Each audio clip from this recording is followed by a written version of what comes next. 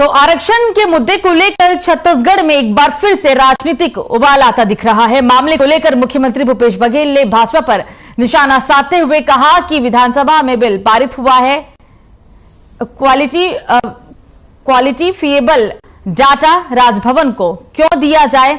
राज्यपाल विधेयक पर हस्ताक्षर नहीं कर सकती तो उसे वापस कर दी।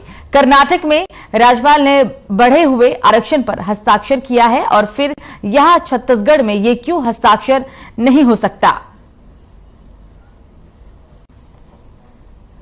तो सीएम बघेल ने राज्यपाल पर जमकर निशाना साधा और साथ ही उन्होंने बीजेपी पर भी कई वार किए। उन्होंने कहा कि अगर हस्ताक्षर नहीं कर सकती हैं राज्यपाल तो वो विधेयक वापस कर दे। बता दें आपको कि ये अहम जानकारी आपको बता रहे हैं आरक्षण मुद्दे को लेकर, जहां छत्तीसगढ़ में एक बार फिर से राजनीतिक उबाल आता हुआ दिख रहा है। मामले को लेकर मुख्यमंत्री भूपेश बघेल ने बीजेपी पर जमकर निशाना साधा और कहा कि विधानसभा में बिल पारित हुआ, क्वांटिफिएबल डाटा राजभवन को क्यों दिया जाए। राज्यपाल विधेयक पर हस्ताक्षर नहीं कर सकती तो उसे वापस कर दे, क्योंकि कर्नाटक में राज्यपाल ने बढ़े हुए आरक्षण पर हस्ताक्षर किया तो फिर वो छत्तीसगढ़ में हस्ताक्षर क्यों नहीं कर सकती।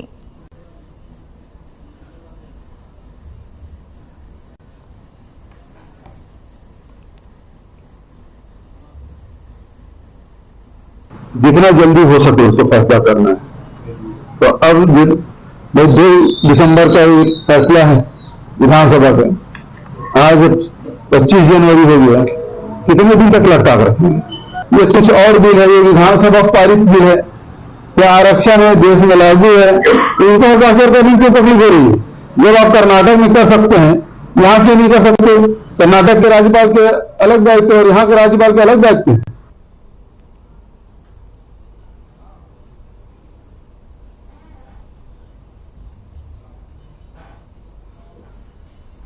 तो भारतीय जनता पार्टी के रासुका पर दिए गए बयान को लेकर मुख्यमंत्री भूपेश बघेल ने पलटवार करते हुए कहा कि उत्तर प्रदेश में किसी के घर का छत गिर जाता है, स्कूल में बच्चे नकल करते पकड़े जाते हैं तो रासुका लगा दिया जाता है। मोदी सरकार रासुका लगा देती है।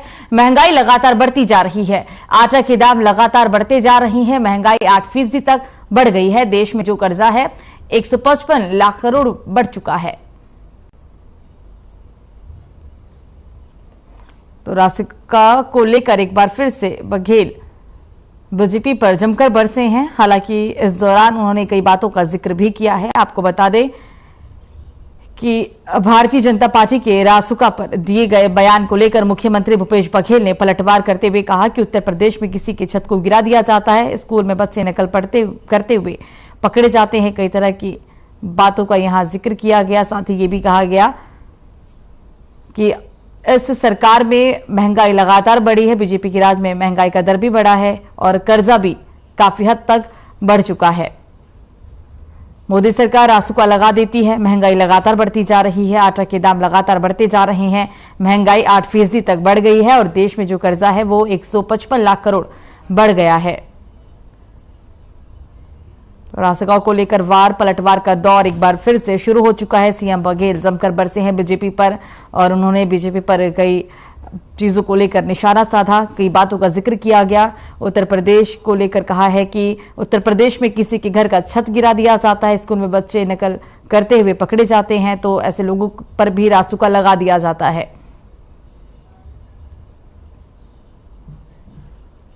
दो 3 मुद्दे हैं जो रासुका के बारे में भारतीय जनता पार्टी यहाँ जो घड़ियाली अखबार है। उत्तर प्रदेश में यदि छत भी गिर जाए तो इंजीनियर पे रासुका लग जाता है। भूकसी में रासुका लग रहा है। और तो और हद हो गई, जब बच्चे परीक्षा देने जा रहे हैं वहाँ यदि नकल पकड़े जाते हैं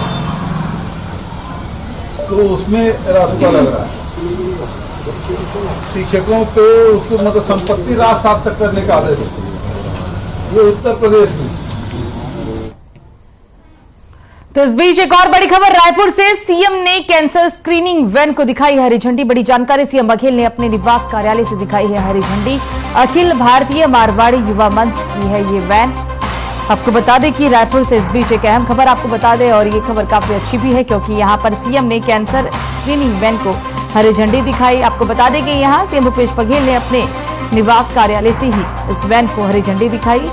साथ ही साथ बताते चले कि अखिल भारतीय मारवाड़ी युवा मंच की ये वैन है और इस वैन को सीएम के द्वारा हरी झंडी दिखाई गई है। सीएम ने कैंसर स्क्रीनिंग वैन को हरी झंडी दिखाई और ये हरी झंडी उन्होंने अपने निवास कार्यालय से ही दिखाई है।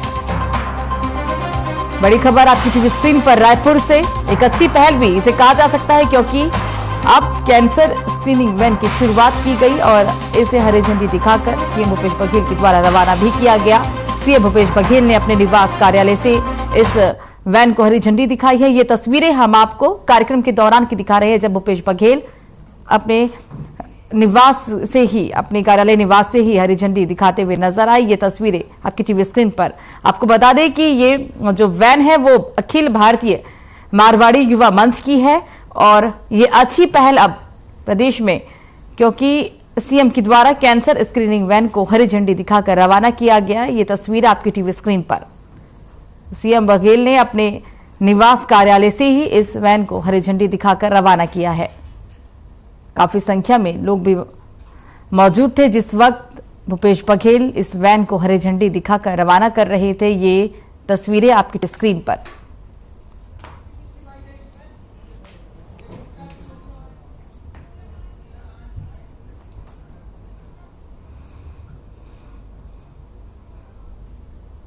अब उसको रब दिखाई दे रहा है, तो उसके सपने में ही आता है।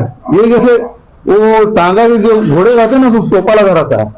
रमन जी के सपने में भूपेश बघेल दिखने लगे।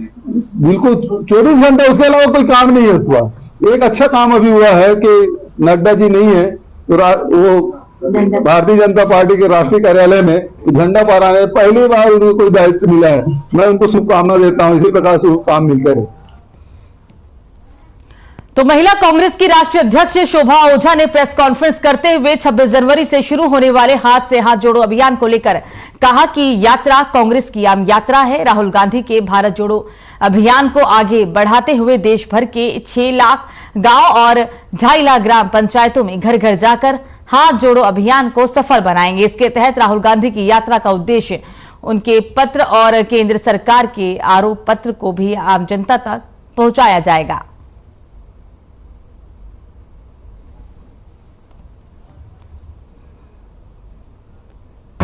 हम सब जानते हैं कि राहुल जी की भारत जोड़ो यात्रा 7 सितंबर को शुरू हुई थी कन्याकुमारी से और करीब 3,900 किलोमीटर तय करते हुए जम्मू से कश्मीर की ओर बढ़ गई है और आने वाली 30 जनवरी को इसका समापन कश्मीर में होगा, जहां राहुल जी झंडा वंदन करेंगे।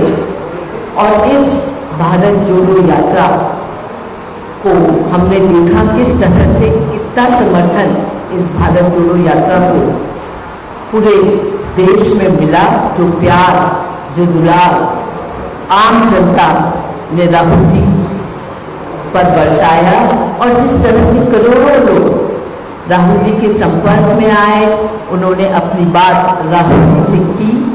और इन लोगों में कौन थे? युवा थे, किसान थे, महिलाएं थी, छोटे काम धंधे करने वाले लोग थे, तमाम, जिसे कहना चाहिए कि हर वर्ग राहुल जी से मिला, हर धर्म जात का व्यक्ति राहुल जी से मिला। उसने अपने मन की बात करी, उनको गले लगाया, उनसे अपनी समस्याओं के बारे में चर्चा करी। एक ऐसा भारत जोड़ो अभियान राहुल जी ने चलाया जो इतिहास का एक बहुत ही स्वर्णिम शब्दों में लिखे जाने वाली ये यात्रा रहेगी और सदियां इसको याद करेगी, जो एक प्रयास राहुल जी और पूरी टीम ने किया। राहुल जी के साथ कई कांग्रेस जन और कई दूसरी पार्टी के समान विचारधारा वाली पार्टी के लोग भी चले हैं।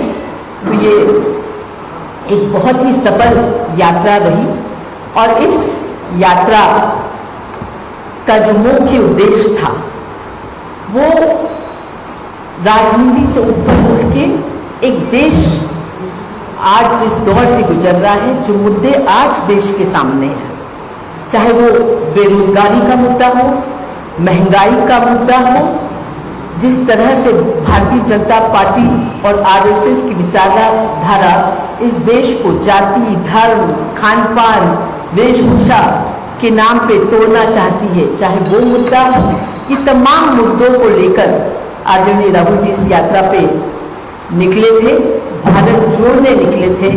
और जो हमारी भारत देश की जो ताकत है, अनेकता में एकता, जो हमारी पहचान है, जो हमारी विभिन्नता हमारी पहचान है, जहाँ हर 50 मील पर कभी भाषा बदलती तो कहीं खान पान बदलता तो कहीं वेशभूषा बदलती है, पर हम सब एक सुंदर गुलदस्ते की तरह हैं। तो ऐसी जो हमारी पहचान को बचाने के लिए जो राहुल जी आज 3900 किलोमीटर चल के कन्याकुमारी से कश्मीर की ओर बढ़ रहे हैं, तो ऐसे में एक महान उद्देश्य के साथ राहुल जी निकले थे और इस उद्देश्य को पूरे देश में उन्होंने बांटा। नफरत छोड़ो भारत जोड़ो के नारे से ये रैली चलती थी और इसके बाद इसके समापन का समय जब आ गया है तो इस कार्यक्रम को आगे बढ़ाते हुए हाथ से हाथ जोड़ो अभियान का कार्यक्रम कांग्रेस पार्टी ने दिया है, जो 26 जनवरी से लॉन्च होगा, शुरू होगा और 2 महीने ये चलेगा। 26 मार्च तक ये कार्यक्रम चलेगा। इसके तहत हर घर घर कांग्रेस जन पहुंचेंगे। 6 लाख गांव में, 2.5 लाख ग्राम पंचायतों और 10 लाख मतदाता बूथों तक कांग्रेस जन पहुंचेंगे और ये इसका नेतृत्व ब्लॉक कांग्रेस कमेटियां करेंगी, जिसमें प्रदेश के बड़े नेता से लेकर छोटे नेता, कार्यकर्ता सभी इसमें सम्मिलित होंगे। और इसमें जो संदेश राहुल जी का है उसको लेके कार्यकर्ता घर घर पहुंचेगा और संदेश के साथ ही कांग्रेस ने एक आरोप पत्र जारी किया है बीजेपी की सरकार के खिलाफ। उस आरोप पत्र को भी लेके हमारा कार्यकर्ता घर घर पहुंचेगा और इस आरोप पत्र में सभी मुद्दों पे चर्चा की गई है वो घर घर पहुंचाएगा। और साथ ही जो मकसद को लेकर राहुल जी निकले थे उस मकसद को भी घर घर पहुंचाएगा कि किस तरह से आज देश को एकजुट होने की जरूरत है। आज देश जिस दौर से गुजर रहा है उसमें महंगाई ने कमर तोड़ के रख दिया है। जो सरकार 2014 में नारा बुलंद करके आई थी, बहुत हुई महंगाई की मार, अब की बार मोदी सरकार, उस सरकार का ये 9 साल, पिछले 9 साल का रिकॉर्ड उठा के देखिए। जो गैस के सिलेंडर 400 रुपए की आती थी वो आज गैस 1100 कहीं 1150 की भाव मिल रही है। जो पेट्रोल डीजल के भाव 70 रुपए लीटर हुआ करता था आज 100 पार कर चुका है। 55 डीजल हुआ करता था जो आज 90 पहुंच गया है। इसी तरह से खाने का तेल जो 60-70 रुपए किलो होता था वो आज 200 पार हो चुका है। आज ही मैं दैनिक भास्कर में पढ़ रही थी कि आटा पिछले 1 साल में 40% ज्यादा महंगा हो गया है। आज ब्रांडेड आटा 43 से 55 रुपए किलो और नॉन ब्रांडेड खुला आटा 38 से 40 रुपीस केजी आ रहा है। आप सोचिए एक आम व्यक्ति किस तरह से इतनी महंगाई में सर्वाइव कर रहा है इस देश में। आज महंगाई की मार इतनी जोर के पड़ रही है कि लोग अब कह रहे हैं कि बस हुई महंगाई की मार।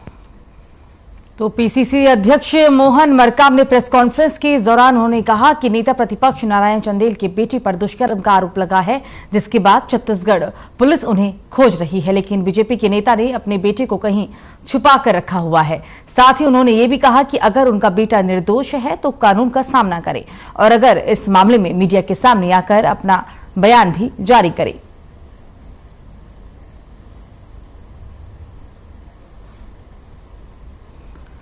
तो एक बार फिर से निशाना साधा गया है नेता प्रतिपक्ष के बेटे के ऊपर, क्योंकि जिस तरीके से उनके ऊपर दुष्कर्म के आरोप लगे हैं और उसके बाद से लगातार पुलिस खोजबीन भी कर रही है और आरोप प्रत्यारोप का दौर भी शुरू हो चुका है। और इसी कड़ी में एक बार फिर से आरोप लगाते हुए कहा गया कि अगर नारायण चंदेल के बेटे निर्दोष हैं तो वो कानून के सामने आए, अपना बयान जारी करें और वो पुलिस से क्यों भाग रहे हैं। ये कई आरोप एक बार फिर से उनके ऊपर लगाए गए हैं।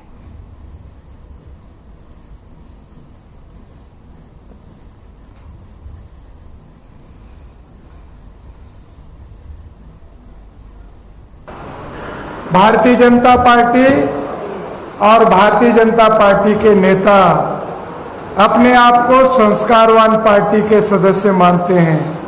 माननीय मोदी साहब कहते हैं बेटी बचाओ बेटी पढ़ाओ, मगर भारतीय जनता पार्टी का चाल चरित्र देश और प्रदेश के सामने आ गया है।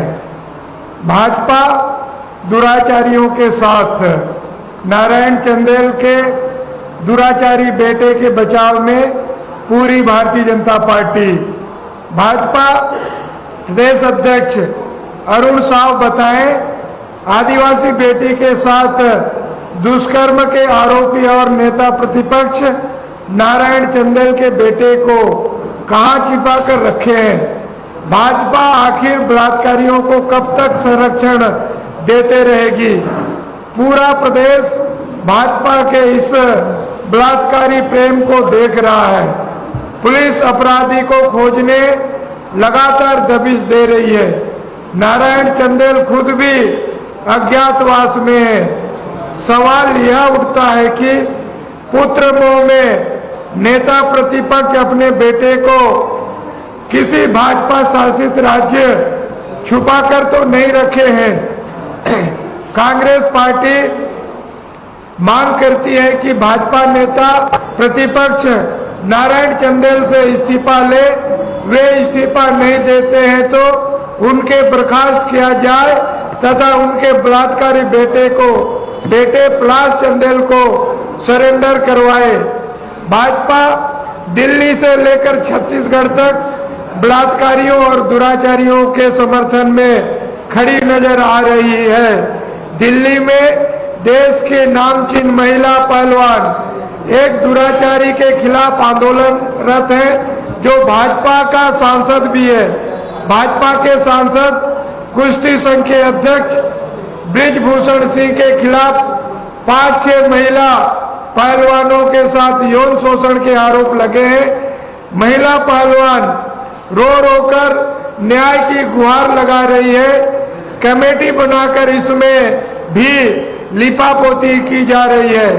भाजपा आदतन अपराधियों को बचाने वाली संगठन है। भाजपा में बेटी बचाओ बेटी पढ़ाओ सिर्फ दिखावटी नारा है। असल में भाजपा बेटी बचाने और महिला सशक्तिकरण के नाम से ही पोस्टरबाजी, बयानबाजी और राजनीति करती है, और जो वास्तविकता में बेटियों के साथ खड़े होने की बारी आती है तो तब भाजपा के नेता अपराधियों के साथ खड़े हुए दिखते हैं। भाजपा की कार्यकारिणी की बैठक में दुष्कर्म पीड़ित आदिवासी बेटी के साथ ही दुष्कर्म की घटना की निंदा भी नहीं किया गया, और ना ही इस दुष्कर्म के लिए जिम्मेदार नारायण चंदेल के बेटे की गिरफ्तारी की मांग की गई, और ना ही नारायण चंदेल को नेता प्रतिपक्ष से हटाया गया।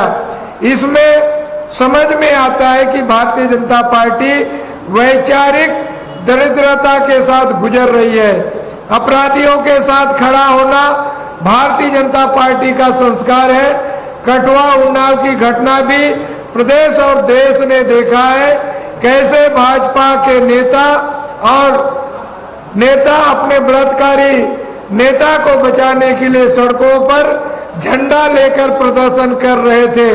भाजपा की गुजरात सरकार ने जेल में बंद सजा याफ्ता 11 बलात्कारियों को रिहा कर दिया, और भाजपा से जुड़े नेता उन बलात्कारियों को हार फूल की माला पहना रहे थे, मिठाइयां खिला रहे थे, जैसा वह जंग जीतकर आया है।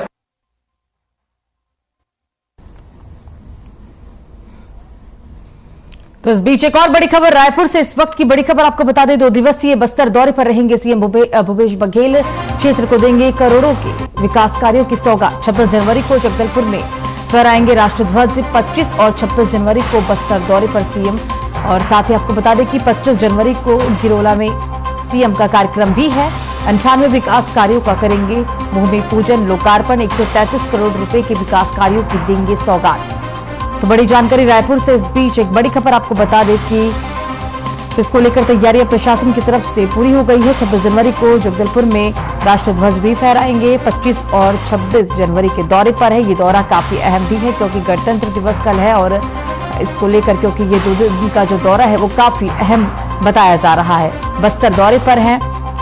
बस्तर दौरे को लेकर प्रशासन की तरफ से तमाम तैयारियां पूरी कर ली जा चुकी हैं। कल राष्ट्रीय ध्वज भी भूपेश बघेल फहराएंगे। साथ ही कई परियोजनाओं का सौगात भी जनता को देने वाले हैं। क्षेत्र में करोड़ों की सौगात यहाँ की जनता को मिलेगी। और 25 और 26 जनवरी यानी आज और कल 2 दिन का भूपेश बघेल का दौरा बस्तर में रहेगा। तो इस बीच एक और बड़ी खबर रायपुर से, जहां देश मना रहा आजादी का अमृत महोत्सव। आजादी के 75 साल के उपलक्ष्य में आयोजन किया गया। कैदियों की कुछ श्रेणियों को मिलेगी विशेष माफी। 26 जनवरी को रिहा करने का प्रस्ताव। 24 कैदियों को रिहा करने का प्रस्ताव का अनुमोदन हुआ। राज्यपाल अनुसुईया उइके ने किया है अनुमोदन। तो 24 कैदियों के रिहा होने को लेकर ये अहम खबर आपको बता दें क्योंकि देश ये अमृत महोत्सव मना रहा है। 75वां अमृत महोत्सव मना रहा है और इसी कड़ी में 26 जनवरी को कुछ कैदियों की रिहा होने की भी खबर सामने आ रही है। राज्यपाल ने खुद इसका अनुमोदन किया है। आजादी के 75 साल के उपलक्ष्य में यह आयोजन किया गया और राज्यपाल के द्वारा इन 24 कैदियों की रिहा होने का अनुमोदन किया गया है।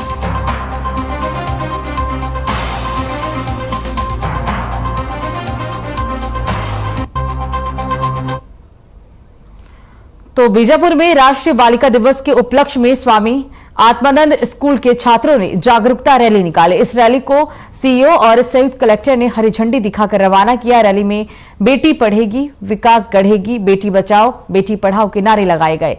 इस अवसर पर एसडीएम बीजापुर पवन कुमार प्रेमी, जिला कार्यक्रम अधिकारी लुपेंद्र महीनाक सहित जिला स्तर के वरिष्ठ अधिकारीगण मौजूद रहे।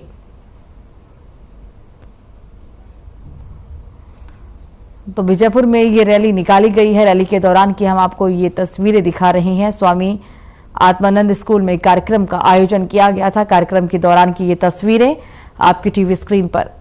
शहर में जागरूकता रैली निकाली गई है। बेटी बचाओ, बेटी पढ़ाओ के नारे लगाए गए इस रैली में और साथ ही स्वामी आत्मानंद स्कूल में कार्यक्रम का आयोजन किया गया था और इस कार्यक्रम में बेटी बचाओ, बेटी पढ़ाओ के नारे लगाए गए हैं।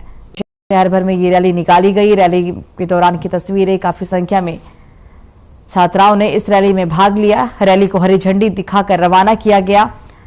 बीजापुर से ये तस्वीरें हम आपको दिखा रही हैं। शहर में जागरूकता रैली निकाली गई है क्योंकि राष्ट्रीय बालिका दिवस के अवसर पर इस रैली का आयोजन बीजापुर में किया गया था। यहाँ शहर भर में जागरूकता रैली निकाली गई जहां पर काफी संख्या में छात्राओं ने हिस्सा लिया है।